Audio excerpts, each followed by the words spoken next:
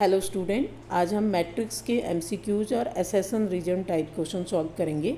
तो इसमें first question है, इसी के साथ साथ हम फॉर्मूले और रूल्स भी डिस्कस करते हुए चलेंगे साथ साथ। फर्स्ट क्वेश्चन क्या है, x और 1 एक आपका मैट्रिक्स है। इसका ऑर्डर क्या है, इसमें एक रो है और दो कॉलम है, 1/2। और दूसरे का जो ऑर्डर है 2/2, दो रो और दो ही कॉलम है इसके।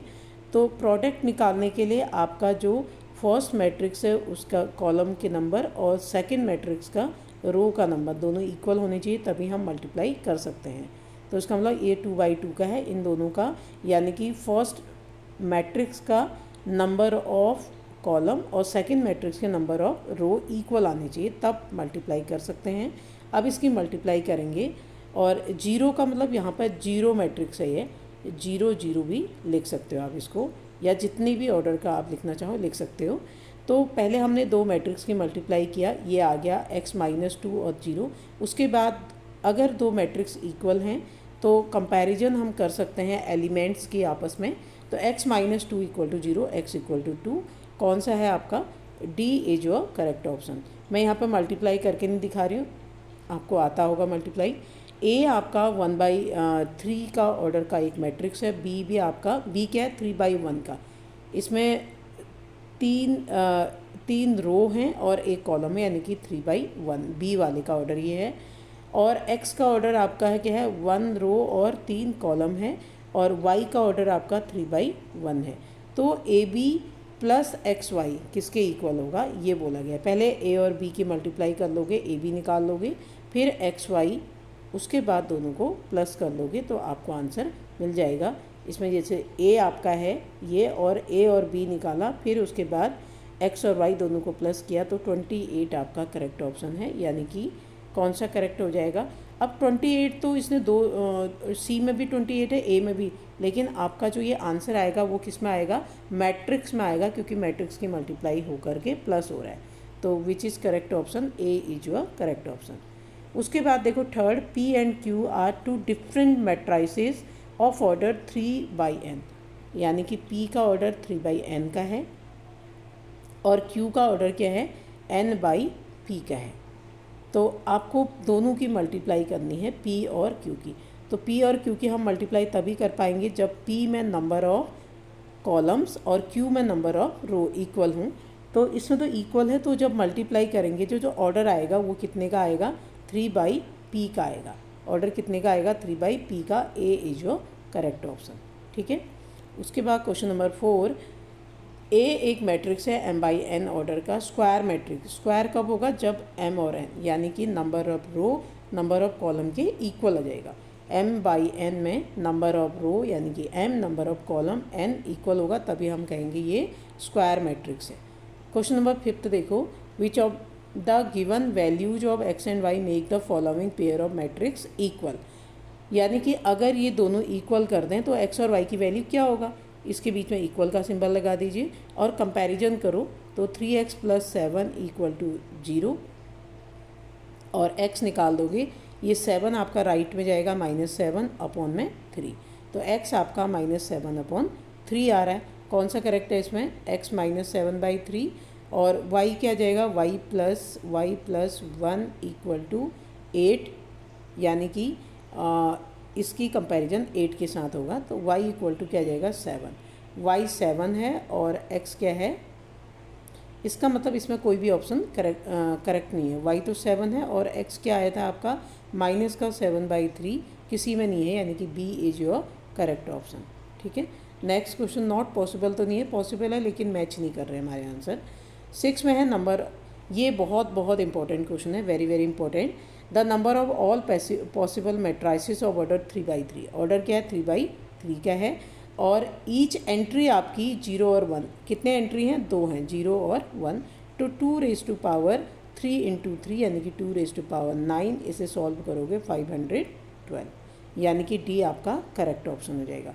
अब इसमें आपका क्वेश्चन चेंज भी हो सकता था। एंट्री जो है 0, 1 और 2, मान लो 3 एलिमेंट की एंट्री करते हैं हम मैट्रिक्स में, तो बेस आपका 3, कितने हैं टोटल, 3, और पावर 3/3 यानी कि 3 × 3, तो ये 3 पावर 9 हो जाता आपका आंसर। ठीक है। जितने एलिमेंट बेस में होंगे उसकी पावर उतना लगा देंगे हम। जैसे 0, 1, 2 और 3 इतने एलिमेंट से मैट्रिक्स बनाना है हमने, तो 4 पावर, मान लो ये ऑर्डर भी हमने चेंज कर दिया, 2/2 का ऑर्डर कर दिया, तो 4 पावर 2 × 2 यानी कि 4। ठीक है, इतने नंबर ऑफ पॉसिबल मैट्रिक्स से हो जाते हैं। ठीक है, क्वेश्चन नंबर 7 देखिए।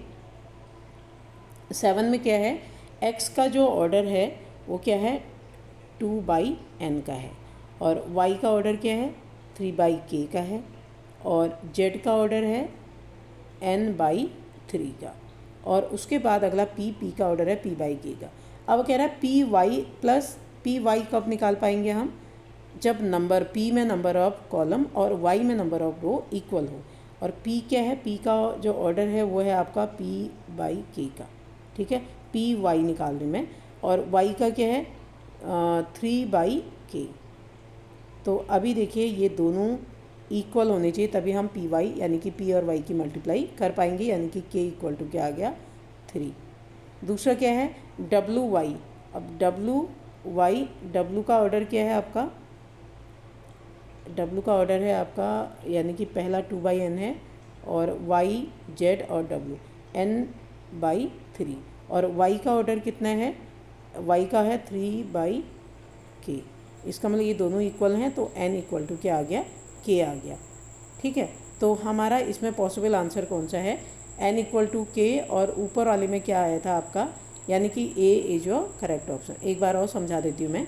पहले आपको py निकालना है, py की मल्टीप्लाई करनी है, तो p का ऑर्डर हमारा क्या है, यानी कि x y एंड लास्ट जो है p/k है।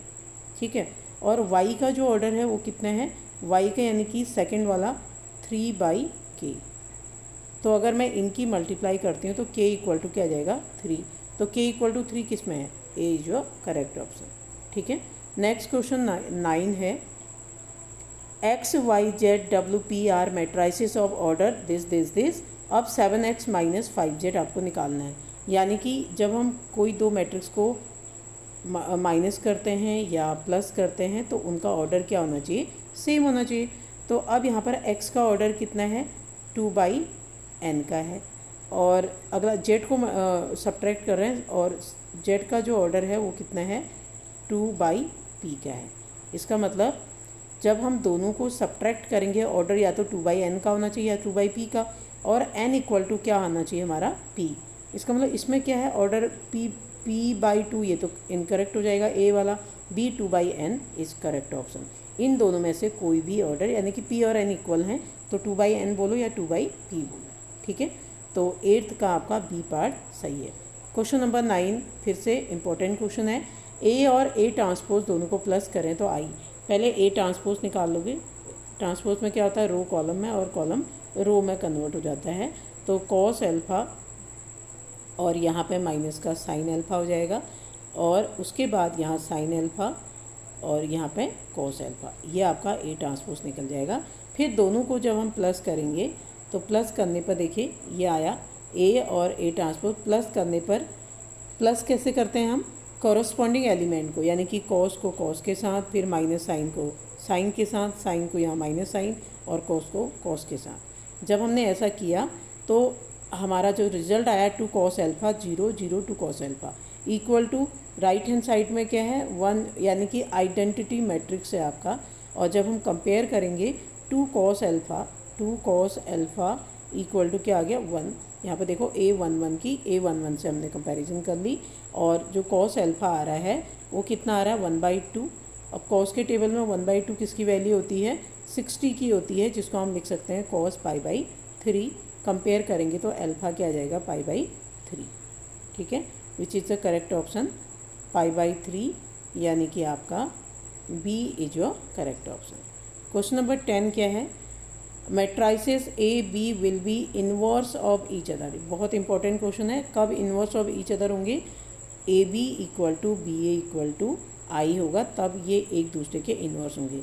और जनरली क्या होता है, ए बी और बी ए इक्वल नहीं होते हैं मैट्रिक्स मल्टीप्लिकेशन में, A B not equal to B A generally. लेकिन यहाँ पर कह रहा है एक दूसरे के इन्वर्स कब होंगे, जब ए बी और बी ए इक्वल हो जाएगा और वो आइडेंटिटी मैट्रिक्स के इक्वल होगा। उसके बाद 11th ऑल्सो इम्पोर्टेंट, अगर ये 4 आपका ऐसे डायगोनल में होता तो ये आपका कैसा मैट्रिक्स होता, डायगोनल मैट्रिक्स होता, लेकिन ये इस टाइप से है 4, तो इसको हम सिंपली स्क्वायर मैट्रिक्स बोल सकते हैं। और डायगोनल हमारा ये होता है, डायगोनल में नहीं है ये 4, कैसे है, नॉन डायगोनल में है, तो इसका मतलब ये क्या है, स्क्वायर मैट्रिक्स है।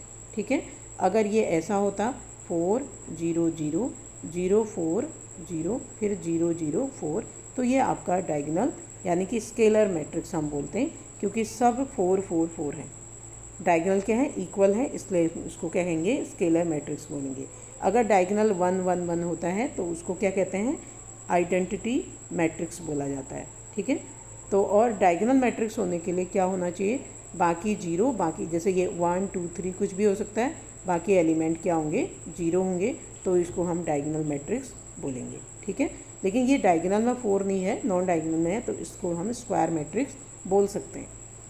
अब देखो ए और बी दो सिमेट्रिक मैट्रिसेस हैं सेम ऑर्डर के, तो ए बी माइनस बी ए क्या होगा, इसको हम ट्रिक से डायरेक्टली याद कर लीजिए, निकालने से बेटर है डायरेक्टली हम याद करते हैं। तो सिमेट्रिक क्या होता है, अगर ए ट्रांसपोज इक्वल टू ए आ गया तो सिमेट्रिक मैट्रिक्स होगा, और अगर ए ट्रांसपोज माइनस ए आ गया तो स्क्यू सिमेट्रिक मैट्रिक्स होंगे। ठीक है, तो अगर हमारा ए और बी सिमेट्रिक मैट्रिक्स है तो A B plus B A आपका सिमेट्रिक हो जाएगा, और ए बी माइनस बी ए क्या हो जाएगा, स्क्यू सिमेट्रिक। ये स्क्यू सिमेट्रिक होगा, स्क्यू सिमेट्रिक, और ये ओनली सिमेट्रिक। इसका मतलब हमारा है क्या, ये ए बी माइनस बी ए है, तो ए आपका करेक्ट ऑप्शन हो जाएगा, स्क्यू सिमेट्रिक। ध्यान दीजिएगा, जब भी क्वेश्चन आपसे ऐसा पूछता है कि ए और बी दो सिमेट्रिक मैट्रिक्स हैं, तो ए बी प्लस बी ए क्या होगा, तो सिमेट्रिक ही होगा, और ए बी माइनस बी ए क्या होगा, स्क्यू सिमेट्रिक मैट्रिक्स होगा। तो इसको हमें प्रूव करने की रिक्वायरमेंट नहीं है, एमसीक्यूज में हम डायरेक्टली लगा सकते हैं। क्वेश्चन नंबर 13 देखिए, if the matrix A is both symmetric भी है और स्क्यू सिमेट्रिक, इसका मतलब सिमेट्रिक का मतलब ए ट्रांसपोज ए के इक्वल होगा, स्क्यू सिमेट्रिक का मतलब ए ट्रांसपोज माइनस ए के इक्वल होगा। जब हम इन दोनों को इक्वल कर देंगे, दोनों का लेफ्ट साइड इक्वल है, तो ए इक्वल टू माइनस ए आ गया। ये कब पॉसिबल है, ए प्लस ए इक्वल टू 0 और 2a इक्वल टू 0, और a इक्वल टू क्या आ गया, 0/2 यानी कि 0। 0 का मतलब एक मैट्रिक्स 0 आ रहा है, ये सिंपल 0 नहीं है, ये 0 मैट्रिक्स है, यानी कि नल मैट्रिक्स, वॉइड मैट्रिक्स, जो भी आप बोलना चाहो। तो ए कैसा होगा उस समय, 0 मैट्रिक्स, इसको नल मैट्रिक्स भी बोला जाता है। ठीक है, जब मैट्रिक्स ए सिमेट्रिक भी हो और स्क्यू सिमेट्रिक भी हो, तो तब क्या होता है, A only non null matrix होगा, यानी कि उसमें कोई भी एलिमेंट नहीं होगा, सभी एलिमेंट क्या होंगे, 0 होगा। ठीक है, तो उसको कहते हैं 0 मैट्रिक्स या नल मैट्रिक्स। नेक्स्ट क्वेश्चन देखिए, अब 14 है आपका, द मैट्रिक्स दिस इज, किस टाइप का मैट्रिक्स, अभी इससे पहले बताया था मैंने, ये मैट्रिक्स कैसा है आपका, सिमेट्रिक है वैसे, और स्केलर भी होता है ये, लेकिन स्केलर का आई थिंक यहाँ पे ऑप्शन नहीं दिया है। आइडेंटिटी का मतलब सब एलिमेंट 1 होना चाहिए, है नहीं यहाँ पे। सिमेट्रिक कब होगा, जब ए ट्रांसपोज ए के इक्वल होगा। ठीक है, ट्रांसपोज निकाल के देख लीजिएगा, ये आपका सिमेट्रिक, और सिमेट्रिक में जो एलिमेंट A12 A21 के इक्वल हो जाएगा, और A11 तो है ही A11 के इक्वल, तो आप देख लीजिएगा ए ट्रांसपोज ए के इक्वल आ जाएगा, यानी कि ये सिमेट्रिक मैट्रिक्स है। क्वेश्चन नंबर 15 में देखो, ये वाला मैट्रिक्स कैसा है, जब किसी मैट्रिक्स के डायगोनल एलिमेंट सभी के आगे 0 आगे, तो वो स्क्यू सिमेट्रिक मैट्रिक्स होता है, ये रूल्स हैं। तो ये बन गया सी, स्क्यू सिमेट्रिक मैट्रिक्स, और बाकी जो एलिमेंट हैं यानी कि नॉन डायगोनल एलिमेंट आपके 0 नहीं होने चाहिए। ठीक है, डायगोनल एलिमेंट तो सभी 0 आ गया, और नॉन डायगोनल एलिमेंट कुछ ना कुछ हो, यानी कि नॉन 0 हो, तब उसको हम स्क्यू सिमेट्रिक मैट्रिक्स बोलते हैं। ठीक है, ये हमारा नेक्स्ट और एक क्वेश्चन लास्ट है 16, if a matrix of order m/n and b is a matrix such that a b transpose, यानी कि a और b ट्रांसपोज की मल्टीप्लाई कर पा रहे हैं हम, और b ट्रांसपोज और a बोथ आर डिफाइंड, यानी कि इनका प्रोडक्ट निकाल पा रहे हैं हम। ठीक है, इनका प्रोडक्ट पॉसिबल है, देन ऑर्डर ऑफ b। अब b का ऑर्डर क्या होगा, आप ऑप्शन से भी चेक कर सकते हो। मान लो b का ऑर्डर m/n का है, क्या है, m/n का, तो चेक करते हैं क्या हम a और b ट्रांसपोज निकाल पाएंगे। a का ऑर्डर क्या है, m/n है, और बी ट्रांसपोज का ऑर्डर क्या होगा, मान लो हमने पहला ऑप्शन ले लिया m बाई m, तो m बाई m ही रहेगा। ट्रांसपोज निकालने पे भी ऑर्डर यानी कि चेंज होता है, लेकिन इसमें m है तो ये तो प्रोडक्ट हो ही नहीं सकता, दोनों इक्वल नहीं है, इसका मतलब a आपका करेक्ट नहीं है। दूसरा n बाई n भी करेक्ट नहीं होगा। फिर अब हम n बाई m ले करके देखते हैं b का ऑर्डर, तो b ट्रांसपोज का ऑर्डर m बाई n हो जाएगा, चेंज हो जाता है, ठीक है, number of row number of column में कन्वर्ट हो जाता है। तो ये हो गया। अब हमें कह रहा है कि ये a b ट्रांसपोज पॉसिबल है यानी कि डिफाइंड है, तो a b ट्रांसपोज निकालने के लिए a का जो ऑर्डर है मेरे पास वो m बाई n है और b ट्रांसपोज का आ गया m बाई n, तो इसका मतलब m और n इक्वल नहीं है, इसका मतलब ये भी पॉसिबल नहीं है। अब हमारा लास्ट ऑप्शन बचता है m बाई n, तो b अगर m बाई n ले लेती हूँ मैं तो b डैश क्या बन जाएगा आपका n बाई m बन जाएगा, ठीक है। अब a b डैश निकाल के देखिए, तो a का ऑर्डर आपका m बाई n है, m बाई n, और b का ये सेम आ गया, इसका मतलब पॉसिबल है, डिफाइंड है, इसका मतलब हमारा D is your correct option, ठीक है। तो ऑप्शन से भी हम चेक कर सकते हैं। अब देखिए असेसन रीजन टाइप क्वेश्चन। अब असेसन रीजन में आते हैं, मैं बहुत फास्टली करवा रही हूँ आपको ताकि आपका टाइम ज़्यादा ना लगे, और ये सबको आते होंगे, बहुत सिंपल से हैं। असेसन A आपका करेक्ट होगा अगर दोनों A और R दोनों सही हैं, करेक्ट एक्सप्लेनेशन है। फिर B अगर सही है तो A और R दोनों ट्रू हैं लेकिन not explanation, correct explanation. A is true R is false में C करेक्ट होगा, A इज़ फॉल्स और R इज़ ट्रू में D करेक्ट होगा। तो अभी देखो पहला क्या है असेसन में, A is a square matrix such that A square आपका A है, और I प्लस A का होल स्क्वायर करने पर और उसमें से 3A सब्ट्रैक्ट करने पर I आ रहा है। चेक कर लेते हैं क्या A आपका करेक्ट है या नहीं है, तो इसी में मैं सोल्यूशन में ही आपको चेक करके दिखाती हूँ। I प्लस A का होल स्क्वायर माइनस ये किया तो ये क्या आ रहा है, I आ जा रहा है, यानी कि A इज़ ट्रू। और उसके बाद और R रीजन क्या है, AI ऑर्डर चेंज करने पर भी उन इक्वल आ रहे हैं, रीजन में दिया है और इक्वल टू A बोला है, तभी ये आपका 2IA बन पाया होगा, क्योंकि नहीं तो ये जब I प्लस A का होल स्क्वायर करते आप तो IA प्लस AI होता, और आपको पता है मैट्रिक्स में AB not equal to BA होता है, और इसने रीजन में ऑलरेडी गिवन है AI equal to IA equal to A, ठीक है, इन दोनों को इक्वल कर दिया है, तो ये 2IA या 2AI बन जाएगा, तो यहाँ पर बन गया है इसीलिए, और 2IA का मतलब हो गया 2A, ठीक है, अकॉर्डिंग टू रीजन। तो और वैसे भी ये ट्रू होता है तो उसका मतलब रीजन करेक्ट है इसका, और असेसन भी इसके लिए करेक्ट हो गया, और ये करेक्ट एक्सप्लेनेशन है। अगर इसका रीजन ऐसा नहीं दिया होता तो यहाँ पर जो I प्लस A का होल स्क्वायर है ये I स्क्वायर प्लस का IA और प्लस AI और प्लस का A स्क्वायर बनता, ठीक है, इसको हम ऐड नहीं कर पाते, राइट। वो बात अलग है कि IA आपका A बन जाता है, AI भी A बन जाता है, ठीक है, तो वो दे रखा है रीजन में, दोनों करेक्ट हैं और एक्सप्लेनेशन भी इसका करेक्ट है। असेसन में देखो ये आपका स्केलर मैट्रिक्स है, ये करेक्ट है। If all the element of principal diagonal are equal then it is called scalar matrix, ये भी करेक्ट है, लेकिन इसमें एक चीज़ और जोड़नी चाहिए थी, all the element of principal diagonal are equal, and जो बाकी एलिमेंट हैं वो क्या होने चाहिए थे, सभी जीरो होने चाहिए थे, ये तो बोला नहीं है इसमें, समझ में आया। तो इसीलिए इसमें सिर्फ C करेक्ट है, C का मतलब हो गया A इज़ करेक्ट है and reason is not correct. क्यों, आप चेक कर सकते हो, scalar matrix diagonal element are equal and non diagonal element are zero, तो इसने इसकी बात ही नहीं कही है रीजन में कि डायगोनल एलिमेंट तो इक्वल दे दिया स्केलर मैट्रिक्स में, और स्केलर मैट्रिक कब होगा, जब all element of principal diagonal are equal, और नॉन डायगोनल के बारे में बोला ही नहीं है, तो नॉन डायगोनल एलिमेंट और शुड बी जीरो, तब ये स्केलर मैट्रिक्स बनेगा आपका, ठीक है।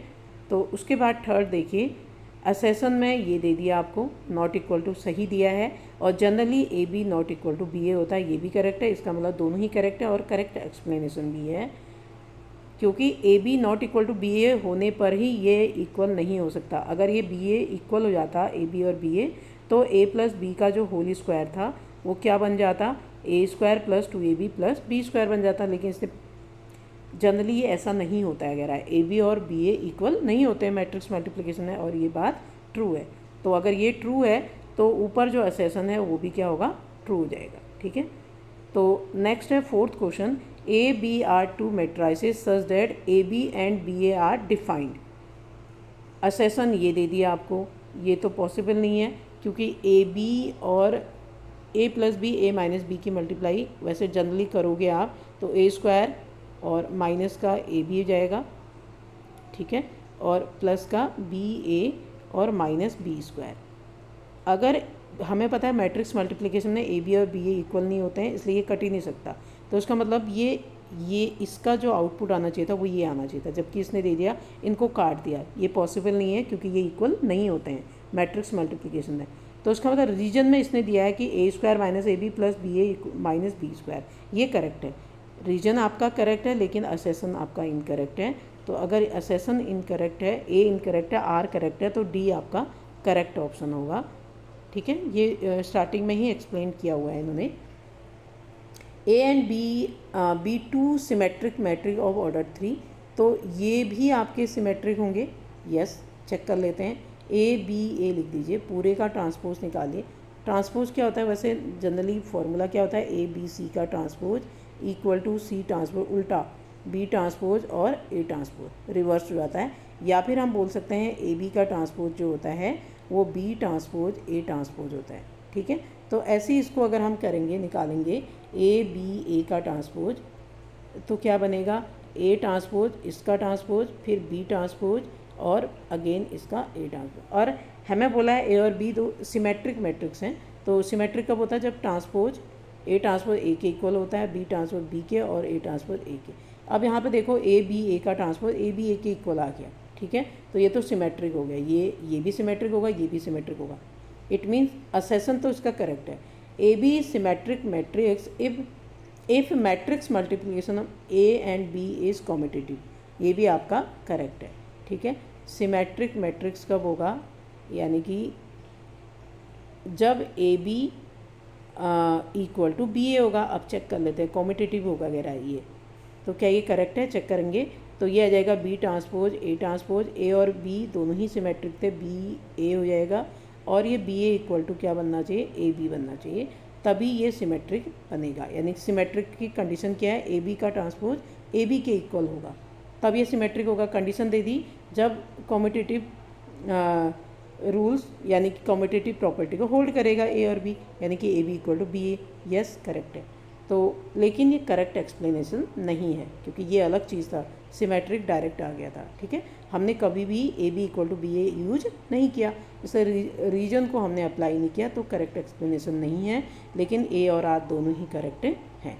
ठीक है, नेक्स्ट क्वेश्चन देखिए असर्शन में, if P equal to this is a symmetric matrix then A equal to B equal to this and this. तो इसे सॉल्व कर लोगे, सिमेट्रिक है तो पी का ट्रांसपोज पी के इक्वल होगा। अब पी का ट्रांसपोज इसका ऑर्डर चेंज कर देंगे, यानी कि रो को कॉलम, कॉलम को रो, तो उसके बाद कंपैरिजन करेंगे। देखो ये 3 इक्वल टू 2b और 2b इक्वल टू 3 और b इक्वल टू क्या बन रहा है, 3/2। और उसके बाद a वाला कहाँ पर है, 3a equal to -2, 3a equal to -2 और a इक्वल टू -2/3। इसका मतलब a तो आपका करेक्ट है। और p इज सिमेट्रिक मैट्रिक्स, तो p dash equal to -p, क्या ये करेक्ट है सिमेट्रिक होने पर? नो, ये तो स्क्यू सिमेट्रिक के लिए करेक्ट है, इसका मतलब ये करेक्ट नहीं है। अगर ये सिमेट्रिक होगा तो p का ट्रांसपोज p के इक्वल होना चाहिए था, इसका मतलब r not correct, a correct, c is your correct option. ठीक है, ये 6 वाला हो गया। 7th में क्या है, असर्शन में देखिए, if a is a symmetric matrix then B transpose A B also symmetric होगा। तो उसका ट्रांसपोज निकाल के देखो क्या होता है, reverse B transpose A transpose और बी ट्रांसपोज का ट्रांसपोज, यानी कि इसका, इसका और इसका। ठीक है, तो B transpose A is a symmetric matrix है ना, बी ट्रांसपोज ए ट्रांसपोज, और बी ट्रांसपोज का ट्रांसपोज क्या हो जाता है, किसी भी मैट्रिक्स के ट्रांसपोज का ट्रांसपोज वो खुद मैट्रिक्स बन जाता है। तो ये आ गया आपका, देखो बी ट्रांसपोज ए और बी। ठीक है, B transpose A B is also symmetric. तो ये इसके इक्वल, ये इसने बोला है ए इज ऑल्सो सिमेट्रिक, तो ए ट्रांसपोज को हम क्या लिख सकते हैं, क्योंकि वो तो सिमेट्रिक है ना, तो बी ट्रांसपोज ए बी हो जाएगा। ठीक है, ये ए के बारे में बोला गया है, ये बी के बारे में कुछ नहीं बोला है, लेकिन ए के बारे में बोला है कि ए सिमेट्रिक है तो ए ट्रांसपोज ए के इक्वल हो गया। तो इट मीन्स आपका ए असेसन तो करेक्ट है इसमें। और दूसरा देखो, ये ए बी का transpose, C transpose, B transpose और ए, ये भी करेक्ट है, इस करेक्ट एक्सप्लेनेशन भी है, इसका मतलब A is your correct option. उसके बाद देखिए अब 8th असेसन में क्या है, A and B are symmetric matrix. तो अभी मैंने बोला था अगर ए बी सिमेट्रिक है तो A B plus B A आपका सिमेट्रिक हो जाएगा, और A B minus B A minus होते ही ये स्क्यू सिमेट्रिक हो जाएगा। तो अगर माइनस होते ही स्क्यू सिमेट्रिक है तो ये दिया ही है स्क्यू सिमेट्रिक, ए तो करेक्ट है इसका।